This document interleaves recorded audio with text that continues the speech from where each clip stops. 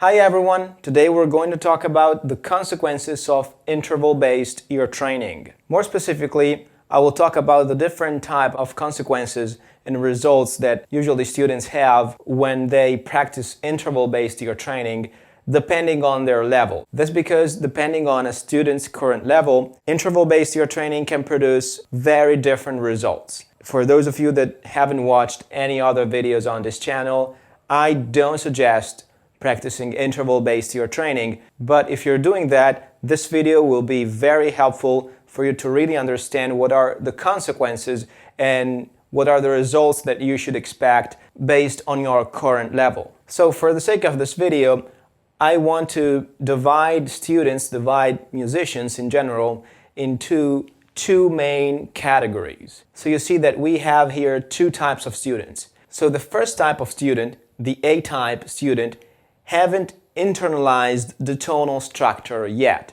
This means that they can't really perceive very well the tension and resolution sensations that are implied by the tonal structure, by the key. So they can't sing the major scale, for example. They can't understand the tonic of a song by ear.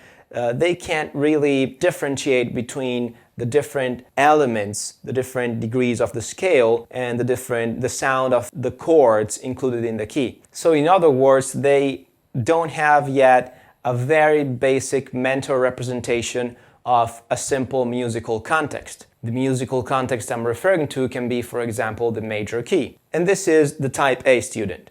The type B student have already internalized the tonal structure. So they have a basic mental representation of a basic tonal context, for example, the major key, and they can perceive the tension and resolution sensations that are implied by the context. So they can understand the tonic of a song by ear, they can sing the scale, and as we're going to see in a minute, this apparently insignificant difference between these two groups will produce a very big difference in the results that interval ear training will produce on these two different type of students. So let's jump into it and let's understand what these differences are. Let's start by talking about type A students. These are musicians that haven't internalized the tonal structure yet. In this case, practicing intervals is going to be a very frustrating experience for them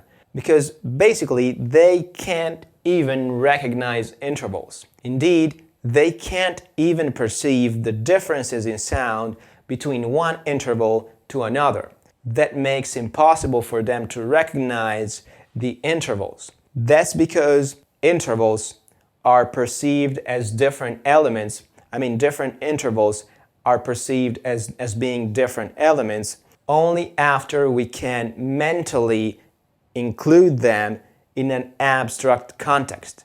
This means that, for example, if I think of the major third interval, it's very likely that I'm going to mentally include it in a major key. It's very unlikely that a major third will make you think of a minor context because it hasn't a minor sound. It has a totally and definitely major feeling to it. So getting back to the explanation, students who are at this level can't really recall the context. They haven't a mental representation of the context. So they can't really have an idea of the context in which to include the interval in. And that is going to make the process of recalling, recognizing intervals very difficult, unreliable, and I would say also kind of impossible in some cases where they are pretty far behind having a representation of a tonal structure.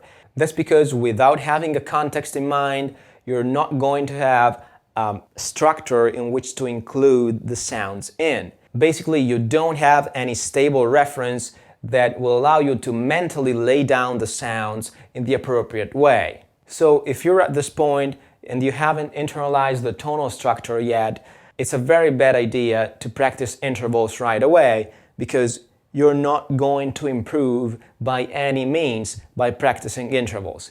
You can do other musical activities like singing and things like that can help you to better internalize the tonal structure, but practicing intervals at this point won't allow you to internalize the tonal structure at all. So basically, if you only practice intervals at this point, you're certainly going to get stuck. And that will result in a very frustrating experience. And I can talk about my personal experience here with intervals because I've practiced intervals for 10 years without getting even the smallest minimal little improvement in return. And that's because I was exactly at this point.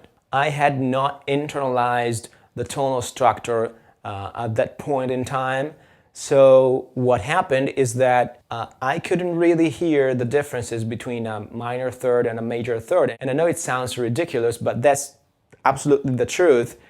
And there are people that can testify to that because I always practiced intervals on my phone as I was traveling with other musicians. So they know exactly what I was doing, and I was doing that, and I wasn't getting any better. That's because I was at this point and I lacked the internalization of the context, okay? So without that, even distinguishing the simple major third versus minor third was a really impossible task for me. And now things changed because I moved forward and I internalized the tonal structure, and luckily now I can perceive the differences between a major third and a minor third very well. So really, if you're at this point, I don't suggest you practice intervals at all because that's going to be a totally frustrating experience for you, and I'm 100% sure of it. The first thing you must absolutely do is internalizing the tonal structure.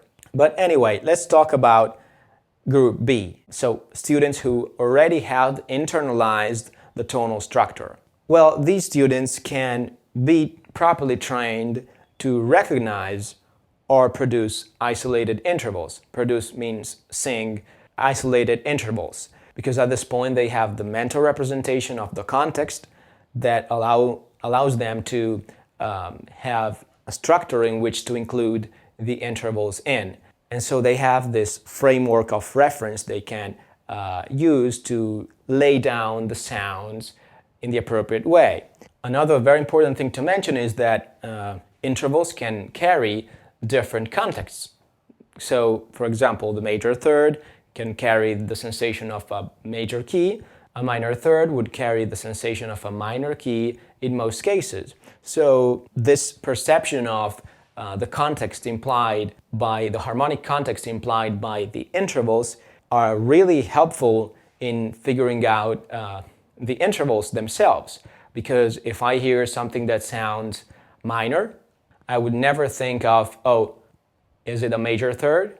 No, never. I would think, oh, that might be a minor third or some other intervals that might remind me of the minor context. So just this apparently insignificant task, which is recognizing the context implied by an interval, makes a lot of difference, and it's very helpful in the process of recognizing intervals. That's another reason why type A students have difficulties in recognizing intervals that type B students can recognize without any difficulty. Another very helpful thing that type B student can do, and no one really talks about that, is that they can think of the scale implied by the interval in order to identify the interval. So for example, if I hear a perfect fourth, I can sing just the scale included by these two notes and sing the degrees in between them. So and I know these are 4 steps of the major key, and so I've just sang a perfect fourth interval. So this way I can both recognize the interval or sing the interval by thinking and singing the scale. And I can do that in my mind without anybody realizing that. So this is another very helpful thing that type B students can do, whereas type A students can't do at all because they can't sing the scale. They haven't internalized the structure of the scale and the key yet, so they can do that. So these are a few apparently insignificant differences, but in real life they make a huge difference. And they make it far easier for type B students to recognize and sing intervals compared to type A students. So that's to give you a real life perspective on what are the differences. So that being said, let's come to a last point, because I really want to clarify that, as I've already said in other videos on this channel, that this skill of recognizing intervals is not applicable in real music as people think that is. Let me explain better. So you can be able to recognize intervals very well once they are played in an isolated way. So you might not have any issue with that. And you can maybe also produce intervals, so you can sing intervals when you're asked for it without any issues. The thing is that this doesn't translate in a real ability to recognize melodies in real time. And that's very important to understand. Recognizing isolated intervals usually never translates into a real ability of recognizing melodies in real time. That's because the thought process implied by the interval method is not applicable in real music. So why this happens? The main reason why interval thinking is inapplicable to real music is that the way of thinking that is suggested by the interval method is an atonal, acontextual way of thinking, and it doesn't follow at all the way in which our perception of musical pitch naturally works. So the way in which we can naturally recognize melodies, chords, etc. is a tonal way. This means that we can recognize things contextually. So for example, we can recognize, oh, that's the tonic of the scale, that's the fifth degree of the scale, that's the second degree of the scale, because each note, each degree of the scale assumes a very specific sound when it's included in the tonal context. So the tonic has a very stable sound, the seventh degree of the major key has a very unstable sound, and the same happens for every other degree of the major scale. They all have their very distinctive sound. So we can internalize it and we can learn to recognize it in real music very rapidly and instinctively. Whereas, as you can imagine, thinking of each interval in between the notes is a very time-consuming and really energy-demanding activity that can't result in a real-time efficiency of really recognizing notes in real time. And the most common misunderstanding is that students think that once they can recognize an isolated intervals, for example, they're good at recognizing the major third as an isolated intervals, then they can recognize all the major third intervals that are played in real melodies, in real music. That's not going to happen at all. That's because intervals assume a very different sensation depending on the function they assume inside the key, inside the tonal context implied by the melody or the song or whatever. So for example, let's say that we're in the key of C major. The major third interval that goes from C to E has a very stable and major sound, whereas the major third interval that goes from G to B has a very unstable sound. And it's a part of the dominant chord, so it asks for resolution on the tonic note or the tonic chord. And that makes a very big difference on a perceptual level. But the distance between the notes is the same. So that means that the distance between the notes is not a good predictor of how the notes would sound in a real musical context. And that has been shown by countless scientific studies. And I made a specific video on that, on all the scientific studies that really explain that. You can find the link up here or in the description section below. I really suggest you watch that video because it will make your life a lot easier if you're an ear training student or a musician and you want to seriously improve your relative pitch skills. So the skill of recognizing isolated intervals or producing isolated intervals correctly doesn't translate into a real ability that you can use in real music. But that's not all, because not only that, but from my experience of teaching ear training to hundreds of students in the last 3 to 4 years, I've discovered that thinking of intervals, pretty much to my surprise, literally blocks musicians from expressing their full potential. This means that there are students at this level, type B students that have already internalized the tonal structure, that can potentially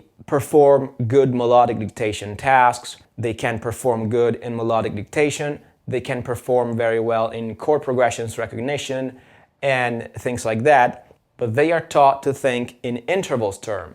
So their teacher really wants them to think of each interval in between the notes when they are performing a melodic dictation or something like that. This really blocks them in doing what they can already do. And as you can understand, that's really a totally nonsense activity that really produces a lot of frustration in those students. And I've worked with quite a lot of students that were in this kind of situation. So I just want to tell you about 2 case studies that really show pretty well how this thing happens, because that can seriously be difficult to believe, but it's true. So the first case study I want to talk about is the story of Mauro. Mauro is an Italian student that has very serious issues with his melodic dictation exam, and he came to me when he was taking kind of 0 out of 10 in the melodic dictation mock exam at his conservatory. So he was really desperate, as you can imagine, because he wanted to be a musician, and the ear training exam is really important in Italian conservatories. So he explained to me what he was really doing, what his teacher was telling him to do, and he basically was practicing intervals and was approaching the melodic dictation task by trying to figure out each interval between the notes. So that was really impossible to him. So he was getting lost in the beginning of the dictation, and that's the reason why he got these very bad results. So long story short, Mauro was kind of a type B student. So I started working with him and I just correct his thought process. So instead of thinking of each interval in between the note, he started thinking in a contextual way. So basically, it's not important the interval between each note, but the most important thing is understanding the context at first. So understanding the tonic and the key of the piece, and then figuring out the degrees of the scale that were included in the melody and writing them down. So basically, just by correcting his thought process and giving him a few other exercises, I was able to help him in going from 0 out of 10 to 9.5 out of 10 at the real melodic dictation exam in just 3 weeks. So this means that in 3 weeks, he went from 0 to 9.5 just by correcting his thought process and helping him in really understanding how our perception works and how to figure things out the right way. So this thing hasn't happened because I'm Superman or because Mauro is Superman. This thing happened because he was a type B student and he already had the potential to figure out melodies by ear, to figure out chords by ear, but he wasn't really using it because the process of thinking of intervals was literally blocking him to do that. So just by really showing him what to do, he was able to move on and to get from 0 to 9.5. I really think that the result here speaks by itself. And you can see a video from Mauro on our YouTube channel. You can find the link up here or in the description section below. Another interesting case study is about another student called Steven. Steven came to me that he was really a type B student and possibly more than a type B student. He had a good sense of musicality to begin with. Steven wanted to just become a better songwriter, better singer. He would just wanted to be able to play song by ear and to recognize chords and melodies just by listening to music. And really, he had almost all the potential to do that right away, but thinking of intervals was literally blocking him from doing that. What I did, I just helped him correcting his thought process. I gave him a few exercises to start out really recognizing the tonic and then other exercises about focusing on the tonal sensation of chords and really helping him in getting used to focus on the tension and resolution sensation of each chord, and generally focusing on the feeling of the musical elements and not thinking about intervals or thinking about distances and things like that. What happened is that in just 1 month, he was able to go from zero, totally zero. He wasn't able to recognize melodies, he wasn't able to recognize chords, etc. In just 1 month, he was able to mentally transcribe chord progressions of real songs while driving his car. On our channel, there's an entire interview with Steven, so you can have a better idea of what I'm talking about. You can find a link to the interview up here or in the description section below. And he really explained how this thing felt totally intuitive to him. He didn't have to think about intervals and a lot of different things in order to identify chords. He just felt that the chord was the note, the fifth degree, the tonic, the fourth degree, etc. So that's the real way in which great musicians are able to identify chords and melodies by ear. If you're interested in our method of teaching ear training, you can find our entire step-by-step program included in the video course that's available on our website. Either you're a Type A student, so you're a very beginner, or a Type B student, so you're an intermediate student, our ear training program, our step-by-step program, will help you move from your current level of skills to an advanced level. It doesn't matter where you start from, you're going to have a very detailed step-by-step path that will allow you to really move forward in a gradual way and avoid getting stuck and frustrated. So I suggest you check out our video course, I suggest you check out our website. Don't forget to subscribe, to leave a like, and if you have some questions, you can leave them in the comment section below. Thank you very much for watching this video, and see you in the next one. Bye!